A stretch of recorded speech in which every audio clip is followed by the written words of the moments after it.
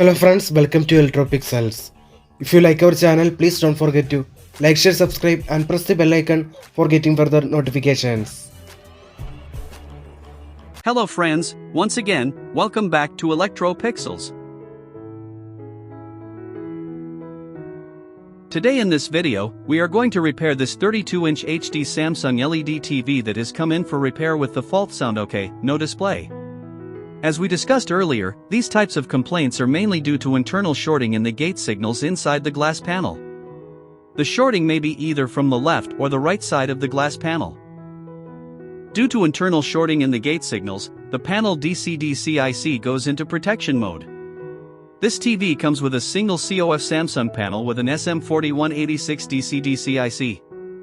Due to the internal shorting, the panel DC-DC IC goes to protection mode and doesn't generate any basic panel voltages. See friends, these are the gate signal tracks from the right side and left side, respectively.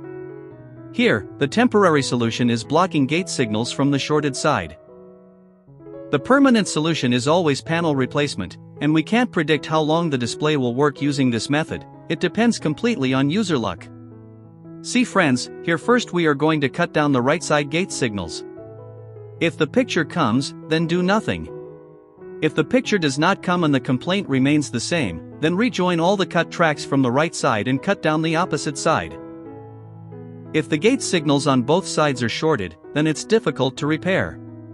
See friends, here after cutting the right gate signals, the complaint remained the same, so we rejoin those tracks and cut down the left side gate signal tracks. See friends, now the picture has appeared, and the TV is working properly.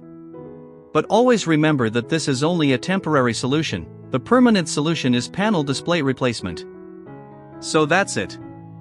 I hope you like our channel. Please don't forget to like, share, subscribe, and press the bell icon to get further notifications. Thank you for watching, and have a nice day.